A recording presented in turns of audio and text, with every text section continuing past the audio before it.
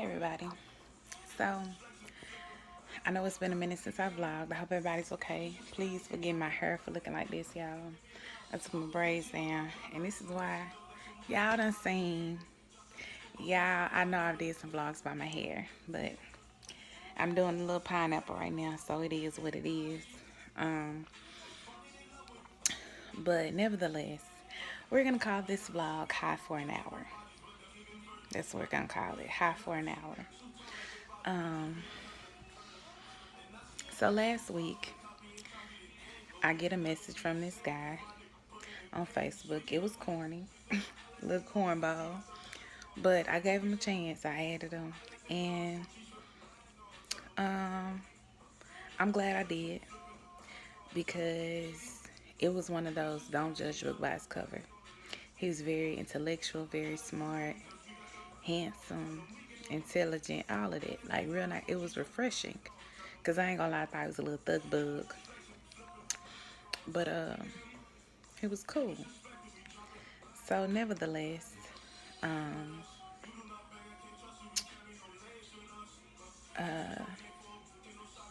maybe a few days after our initial conversation, he said, he sends me a message and said, the next time you're in Little Rock, we should try to meet up.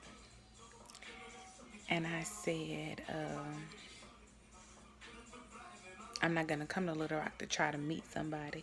If you want to see me, you set up a date, you give me a time, you give a place, like you asked me on a date. That's how we'll do that. And I deleted him. He added me back, like the very next day. And he was like, well, Texas Roadhouse has good rolls. And, next time, if there's something like that you're upset about, let's just talk about it first instead of, just being so upset that you do something like you delete me or whatever this is. And, I told him I was guarded because I don't like my time wasted. And a lot of times, a lot of stuff that's in my inbox is a waste of my time. Nevertheless, we set a date up for this past Sunday evening at 6.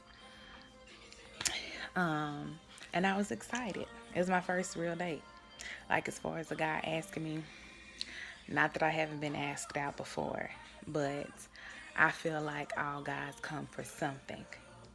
So I was really, I've always been really guarded. And I'm not the type that um, I'm just gonna go somewhere for a free meal. And I remember, like I tell my friends, like, well, I've never been on a date. This is this. And they be like, you ain't never went and got the free meal. This is like, you ain't never been asked out. I've been asked out plenty of times. But it's just like, y'all know who I am. I don't want them to think, well, since I bought you this little chicken tenders and fries, I get the cookie. Nah, you just got me some chicken tenders and fries. You don't get no cookie without no ring. Understand what I'm saying? So, nevertheless, this was going to be my first date. So, I was excited, over the moon. Y'all know I'm a late bloomer. So, like, a lot of this stuff is just hitting me now. And whatever. So, uh, I'm talking to my friend the whole way there. I called her because I was going to drop my location. Like, if I ain't call you by this time, this, whatever, whatever. Um, and I get to Little Rock and I go to a store first because I really had my mind that I was going to do all this shopping, but stuff got pushed back, so I just was able to hit up one store. Nevertheless, um, what happened? About 15 till he sends me a message and says that I won't be able to call you when I get there, but this is the car that I'm gonna be in. We've been talking only via Facebook Messenger. He doesn't have my number. I don't have his number. And so I'm like, okay, well, I'm thinking maybe he has like a prepaid phone and he can only use his stuff on Wi-Fi. Like, I get it, I understand. So let's go to 5 minutes beforehand. Now I'm at the restaurant and it is packed. There's people everywhere. And I'm like trying to find a parking spot. I'm like, oh, he probably already here. Well, he sends me a message and says, I'm gassing up. I'm up the street. I'll be there. So I'm driving around. I drive around a few times and I finally get a spot. And I'm like, no, he's not going to be able to see me right here. So I drive around a few more times, come back to the spot, sit down talking to my friend. I'm like, well, maybe I should try to move to another spot because there's so many people here. He's not going to be able to see me over here. Y'all know my actuator clicking like I got a chop in the car. So I'm driving around trying not to be too embarrassed, but I'm shamefaced it because my car's so loud. And I'm like, well, maybe he in the back, maybe over here. I probably was in 3 to 4 different parking spots. Waiting. 6:15, 6:20, 6:30. I call him. No answer. 6:40, 6:55, 6:50, 6:55. He calls me. And he's apologizing. I can't find it. I've been driving all up and down. I thought I knew where it was. I can't find it. This. I'm irritated because I've been here just about an hour. So he says, well, where's somewhere that we can go? You know, this. So I said, you got to tell me somewhere because I'm not from here. I don't know. It has to be somewhere where you know how to get there because he told me he didn't have a GPS on his phone. So he says, what about Buffalo Wild Wings? I said, do you know how to get there? He says, yeah, I know how to get there. I'm sorry. I really couldn't find it. I've been driving this. Okay. So I leave there. Buffalo Wild Wings is 10 minutes in the opposite direction. I get on the highway and I get there, thank God. He's still not there. So I'm on the phone with my friend, waiting another 10 minutes. I initially parked right in front of the restaurant, but I was like, I don't want to look like a geek, you know, because I still got these nerves, even though I'm irritated.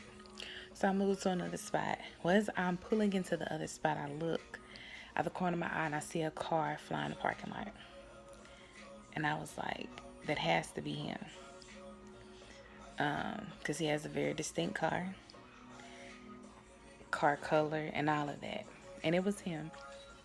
So he gets out the car, and I'm like, this sucker handsome. Even though I'm irritated, I was like, yeah, he's still handsome or whatever. So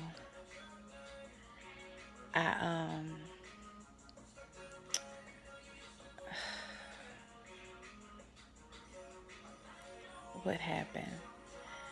He walks up to the car, he hugs me, and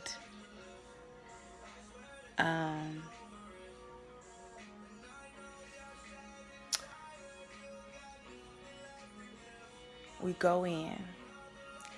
Pulls out my chair. He's really nice, really mannerable, really respectful. And I look over as he's turning his menu, and his hands are like shaking like that, like both of his hands. And I was like, he's nervous. This is so cute, because I'm nervous too. But I look, and I thought I had picked up on something. We were outside, and I said, can I ask you something? And he said, yeah, you can ask me anything. I said, are you high right now? And he said, yeah, a little bit. Y'all, I went off. I went off. Because that's why it took him over an hour, and he still couldn't find the restaurant because he was high. So I said, why are you high? You know, this is so out of my element. This is out of my comfort zone. I haven't been on a date like this in over 2 years. You know, I usually have flings, and I like to spoil my women. I have them over to my house. I cook from this, but I'm not one of them females that you're used to. I'm not what you're used to, and I told him that. And he told me that my standards were too high. He said that this would be a funny story to tell our children. We were going to get married and all of this. Yeah.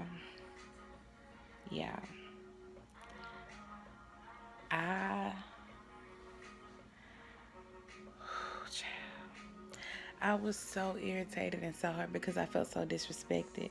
Because, like I told him, it's one thing to take the edge off, take a few shots to relax your body, little puff to relax your mind.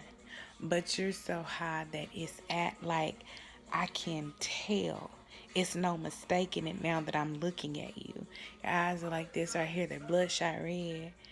And I'm like, it's so disrespectful.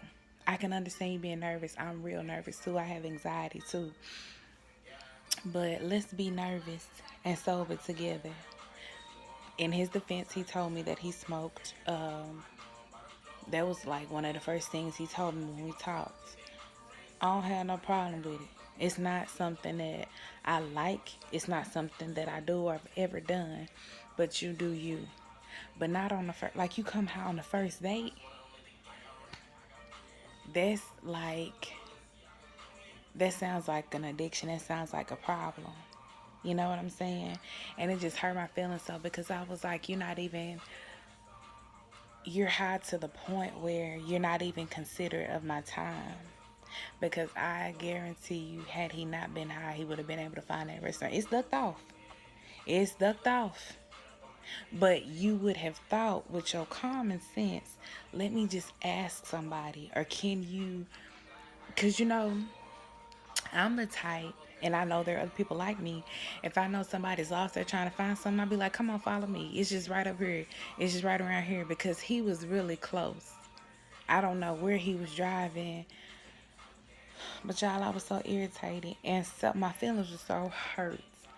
So hurt because I was like, if I could do a list and just hit bullets on each list, you got everything I'm looking for.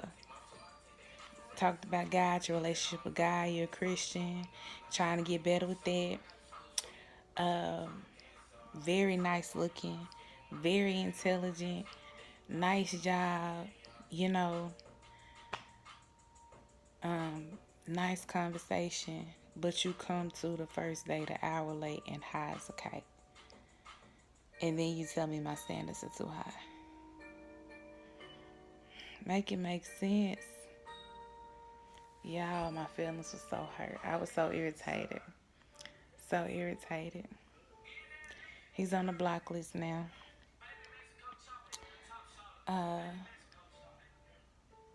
Haven't talked to him since then. He sends me a message. I hope you make it home safely. Good night. Said I hope you find the woman you're looking for. Despite everything that happened, it was nice to meet you. That's all I had for him. And if you really know me, I write a paragraph. But I ain't even do it. I ain't even had the energy. Even though it really hurt my feelings. Like, hurt. I was like, yeah. I just flat out told him, you're not ready for me. You're not. And you really, really, like, have all the qualities that I want and need in a man. But you're not ready for nothing. I told him, like, you're not even ready to be my friend. Because my friends wouldn't do nothing stupid like this. But I did tell him that I would help him get ready for somebody else. So I told him what he needed to do.